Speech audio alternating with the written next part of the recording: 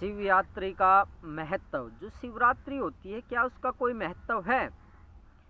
देखिए, आप ब्रह्म पद को पाने की कोशिश कर रहे हैं, भगवत्ता को पाने की कोशिश कर रहे हैं, भगवान को पाने की कोशिश कर रहे हैं। आपके लिए शिव यात्री का कोई महत्व नहीं होना चाहिए, क्योंकि वास्तव में शिव यात्री का महत्व उन लोगों के लिए है जो काम वासना में लिप्त हैं, जिनका मन काम वासना में ज़्यादा चलता है, वो शिव यात्री में रुचि ज़्यादा लेते हैं। तो नमस्ते, मैं पवन यादव। जानेंगे कि शिव यात्री का क्या महत्व है। आपको तो ब्रह्म पद की प्राप्ति करनी है, आपको तो भगवान की प्राप्ति करनी है। आप किसी भी समाज के द्वारा बनाए हुए देवता या किसी भी समाज के द्वारा बनाए हुए त्यौहार को आप ज़्यादा महत्व नहीं दे सकते। उसका कारण ये है कि समाज अलग अलग कल्पनाएं करता रहता है अपने दिमाग से, अपने दिमाग की कल्पना करके अलग अलग त्यौहार मनाता रहता है या बना देता है, ऐसा समझ लो। उसकी रचना कर देता है और उसकी तिथि रख देता है कि इस तिथि को, तारीख को ये त्यौहार मनाया जाएगा। ये जो समाज के द्वारा बनाए हुए त्यौहार है ना, ये कल्पना ही है, ऐसा समझो। क्योंकि जो दूसरे देश के लोग हैं और उनमें कोई आदिवासी भी रहते होंगे, अलग अलग देश हैं, उनमें अलग अलग समाज हैं, उसमें आदिवासी प्रजाति भी हैं जो आदिवासी जंगलों में रहते हैं। उनको तो शिवरात्रि के बारे में कुछ पता नहीं है। अगर कोई कुदरती चीज़ होती, कोई कुदरती शिव होता या कोई ऐसा त्यौहार होता, हकीकत में कुछ होता, तो वो तो उनको भी पता होना चाहिए था। जैसे हवा के बारे में एक आदिवासी को भी पता है, किसी दूसरे देश में कोई आदिवासी जनजाति या समाज रहता है, हवा के बारे में तो उनको भी पता है और हमारे देश वाले को भी पता है कि हवा है, दोनों को ही पता है। और दूसरे देश वालों को पता है तो और अन्य देश हैं उनको भी पता है। लेकिन शिवरात्रि के बारे में सिर्फ हमें पता है। दूसरे देश के जो आदिवासी हैं, जंगलों में रहते हैं, उनको तो बिल्कुल नहीं पता है। तो जो शिवरात्रि है, इसका मतलब ये है, हमारे समाज में जो ये कल्पना की गई है उन लोगों के द्वारा जो कि सेक्स में, काम वासना में ज़्यादा लिप्त हैं, उनके द्वारा ये त्यौहार रचा गया है। उनकी एक मानसिक कल्पना ही है। लेकिन आप तो ब्रह्म पद को पाने वाले हैं, आप तो मुमुक्ष की या मोक्ष की इच्छा रखने वाले हैं, मुमुक्षु हैं। आप भगवत्ता को पाने की कोशिश कर रहे हैं, आप ब्रह्म को पाना चाहते हैं। तो आपको ये शोभा नहीं देता कि समाज के द्वारा, वो भी एक ही समाज, वो भी हिंदुस्तान में जो समाज रहता है सिर्फ वही समाज, वो समाज ने कल्पना कर ली है और आप उस कल्पना में उलझ गए हैं।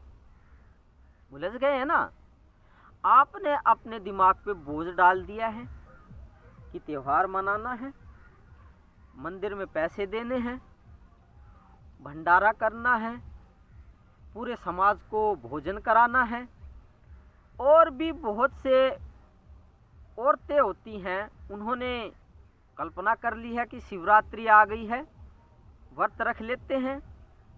या कोई लड़कियां होती हैं, वो व्रत करती हैं कि हमें अच्छा वर मिलेगा या हमें अच्छा पति मिलेगा।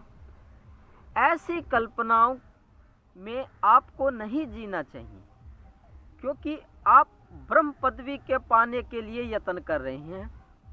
आपको कल्पनाओं में जीना शोभा नहीं देता।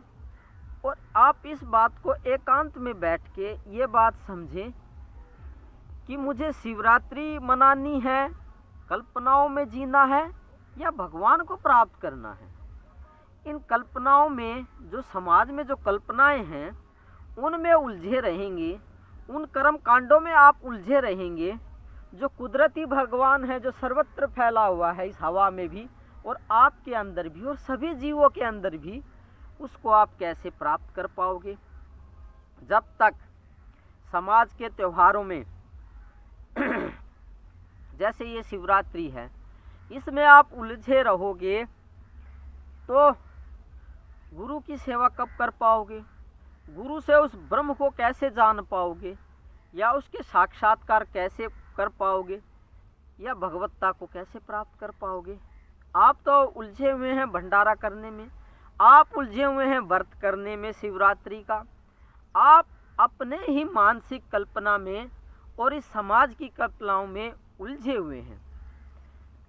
तो ये बात आप समझिए, क्या आपको भगवत्ता प्राप्त हो सकती है?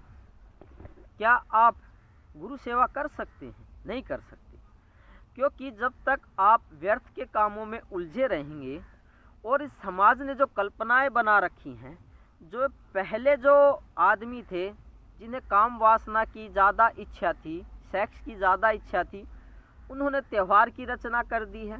त्यौहार की रचना करके आपको भी उलझा दिया है और इस समाज को भी उलझा दिया है।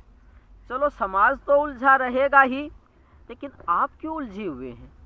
आपको तो मालिक की प्राप्ति करनी है, आपको तो भगवत्ता की प्राप्ति करनी है, उस ब्रह्म पद की प्राप्ति करनी है, या उस मालिक की प्राप्ति करनी है।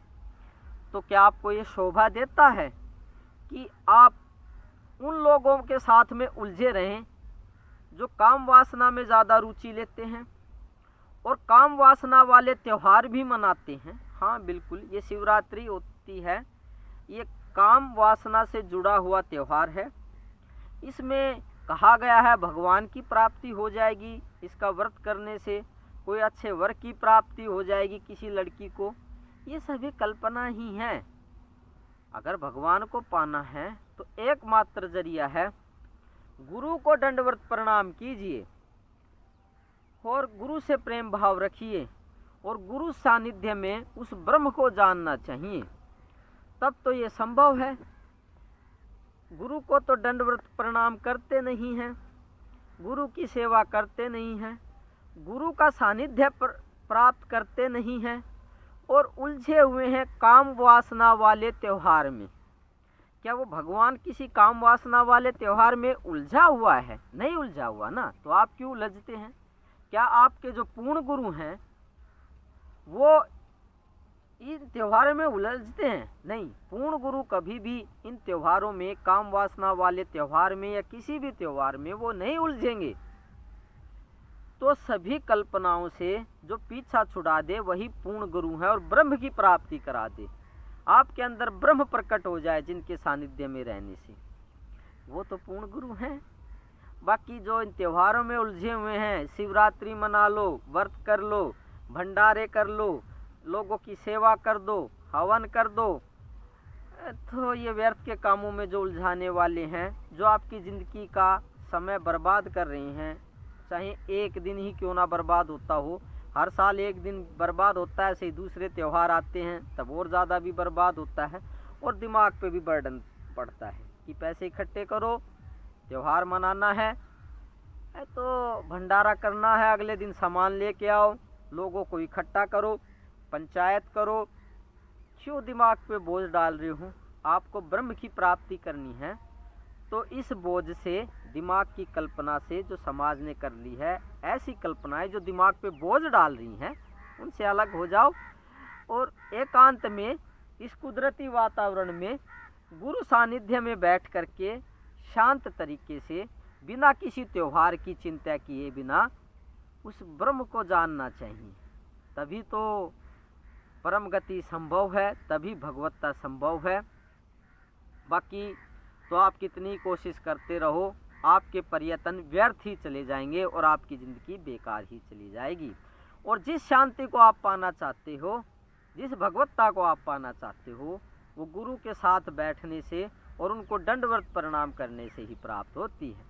बाकी ये शिवरात्रि तो समाज का, पंडितों का, और जो अधूरे गुरु हैं, जिनको भगवत्ता की प्राप्ति नहीं है, जो पूर्ण गुरु नहीं है, ये उनका काम है, उन्हीं पे छोड़ दो। वे उलझते रहेंगे और उलझे ही रहेंगे, अगले जन्म में, दूसरे जन्म में, फिर तीसरे जन्म में, तो उलझाव चलता ही रहेगा। आप इससे बाहर निकल जाओ। तो धन्यवाद आज के लिए ये जानने के लिए कि ये शिवरात्रि है, इसका क्या महत्व है। इसका कोई महत्व नहीं है, ये व्यर्थ ही है। आपके लिए व्यर्थ है, दुनिया के लिए सार्थक हो सकती है, लेकिन कुदरत के हिसाब से जाना जाए और हकीकत जानी जाए तो निश्चित ही ये व्यर्थ ही है। आपको मैं प्रणाम करता हूँ। आप ब्रह्म हैं, आप परमात्मा हैं। आपको ये बात पता नहीं है, ये बात मुझे बहुत अच्छे से पता है। किताबों से नहीं, हकीकत से पता है। प्रवचन सुन के नहीं, हकीकत में ही पता है। आपके चरणों में मेरा नमन है। आप भगवान हैं, मेरा नमन बड़ी प्यार से स्वीकार कीजिए। धन्यवाद आज के लिए।